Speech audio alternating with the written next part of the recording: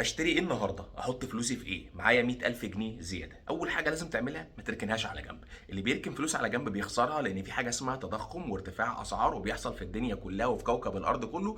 واي واحد بيزنس مان فاهم، او اي حد فاهم شويه بسيطه حتى في الاقتصاد، فاهم ان ما ينفعش يركن كاش. الكاش ما يتركنش يا جماعه، الكاش تطلع عليه عائد. طيب احط الكاش اللي معايا في ايه؟ عندك خيارات كتيره. طبعا انت فاهم ان في خيار البنك، لكن انت لو انت راجل عايز تعمل اكتر من البنك، طبيعي بتتجه للحاجات اللي ممكن تديك عائد اعلى. في النهارده ثلاث حاجات ممكن تحط فيهم الفلوس، والثلاث حاجات دول انا شايف ان ممكن يدوا عائد كويس جدا. رقم واحد البورصه المصريه طبعا، وعملت مليون فيديو وقلت ان انا شايف الاتجاه العام للبورصه المصريه جيد جدا. رقم اتنين الذهب. بس برضه خلي بالك، انا مش معنى بقول لك كده تقوم رايح شاري دلوقتي حالا هتخسر. انت لازم تبقى فاهم هتشتري ايه، وهتشتريه امتى، وهتشتريه ازاي، وعند انهي سعر. الكلام ده بتتعلمه، الكلام ده ما ينفعش يتقال في فيديوهين على اليوتيوب. الكلام ده عايز تتعلمه بالخطوات، هتبعت لنا على الواتساب اللي قدامك، هنعلمك تحط فلوسك في ايه. فلوسك معاك انت، احنا مالناش دعوه، احنا بنديك خدمه تعليميه، بنعلمك ازاي تبص للاسهم وازاي تختار السهم الكويس. البورصه النهارده مناسبه، لا البورصه النهارده السهم ده مش حلو، لا السهم ده لو اشتريته هخسر. فبالتالي لما بتتعلم مظبوط بتطلع كسبان على استثماراتك. بتتعلم انك تختار هنا صح، وبتتعلم تشتري ذهب امتى،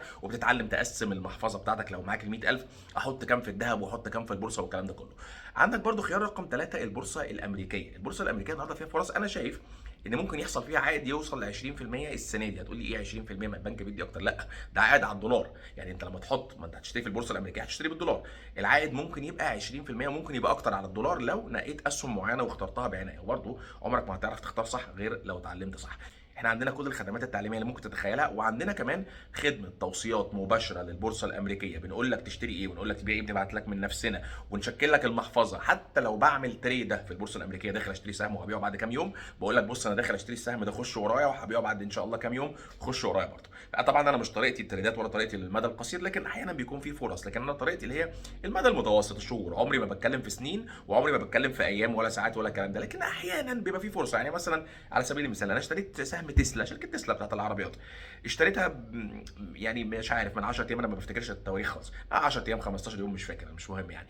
بعد 5 6 ايام السهم طلع 20%، فطبيعي بعته. انا مش جايبه عشان ابيعه بعد 5 6 ايام، لكن 20% في ظروف زي دي، في وقت زي ده، لا يتباع ويتاخد تحت، يتشرى تحت. طب ما نزلش تحت مش مشكله، ما في فرص بالهبل موجوده دلوقتي. فعايز خدمه توصيات مباشره في السوق الامريكي، هتبعت لي برضو على الواتساب اللي قدامك. طيب تقسيمه المحفظه ازاي؟ سؤال اغلبيه الناس بتجاوبه غلط. في ناس فاكره ان المحفظه لازم يبقى مش عارف كام في الميه منها ذهب، ولازم يبقى كام في الميه منها مش عارف ايه دخل ثابت والكلام ده.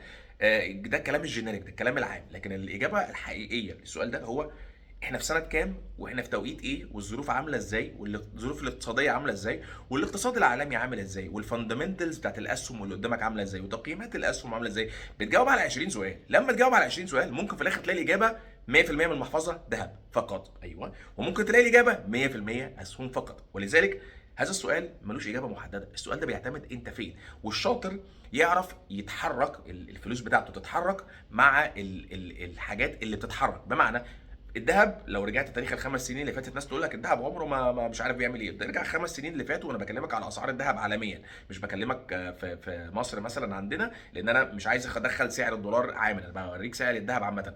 قعد كذا سنه مش عارف يعدي نقطه معينه، كذا سنه ثابت. اللي شاري ذهب هو خسران. خسران ايه؟ خسران الاوبورتيونيتي كوست. لو كان حط فلوسه في بنك كان كسب اكتر بكتير قوي من الذهب.